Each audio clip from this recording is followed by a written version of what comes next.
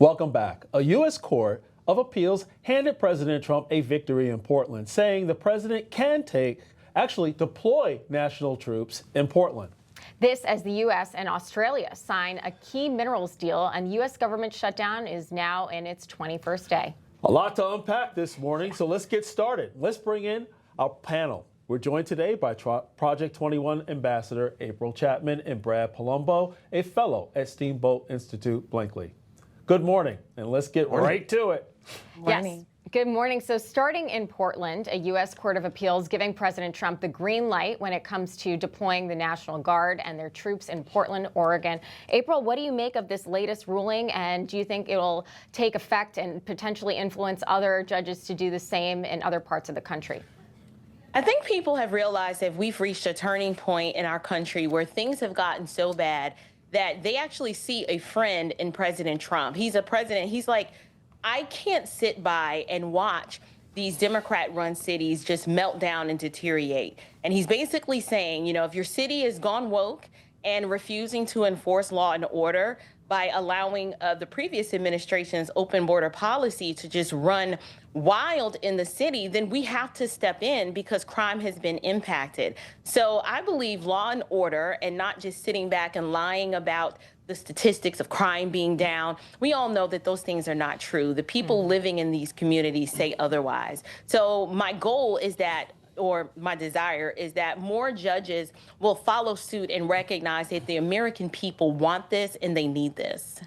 You know, Brad, to April's point, which was well stated, and actually speaks to the heart of many in Portland, Chicago, and other places around the country. Just look at D.C., as we've talked about on many occasions. The people, some of them actually rejected it, but now seeing the results, they're like, wow, this is a difference. And I think more and more people will wake up and realize that President Trump he's not doing this for political purposes. He's doing it because he cares about people, and people need to live safely in order to realize and do whatever they want to do that's legal in America. What say you? Yeah, I think a couple things can be true at the same time. One is that as long as this has some impact on reducing crime, like we did see in DC in the short term, a lot of people will support it. A lot of people really don't have deeply held beliefs about this kind of thing and simply want to be and feel safe. And Democratic officials and elected officials locally should look in the mirror about why this is even. I think in any normal, sane situation, people would consider deploying the military in this way totally beyond the pale. But they have let, particularly cities like Seattle, like Portland, turn into chaos, right? They have radicals just burning and attacking federal government facilities and all sorts of open stuff they fail to crack down upon. And then it opens the door for this kind of thing. But it's going to lead to clashes between these protesters and the military. And I mean, this is not where we should want to be as a country where this is happening. But if the courts greenlight his ability to do this, I would expect him to expand it to more cities, because there is two things going on here. One is, like you said, I think a genuine concern for safety. And then two, I think there is a political point here where he likes one-upping the local blue officials and kind of thumbing his thumb in their eye and saying, like, I'm going to protect your citizens because you won't. I think that is a political strategy for him as well. Yeah, because it's very clear. We've seen even what's happened in Chicago, where the mayor and the governor there are telling police to stand down. We saw what's happening. And as a result, to your point, Brad, it's not where we want to be with the National Guard, but where we have to be because the local government officials aren't doing their jobs. But turning to this, April, the U.S. and Australia signing a minerals deal seen as a critical tool in fending off China. We work together very much on rare earths, critical minerals, and lots of other things. And we've had a very good relationship. We've been working on that for quite a while. In about a year from now, we'll have so much critical mineral and rare earths that you won't know what to do with them. They'll be worth about $2. April, your reaction to this, because this is a major development for our national security. Yeah, every time I come on here, I always find myself congratulating Donald Trump for his negotiating skills and his just ability to land the win.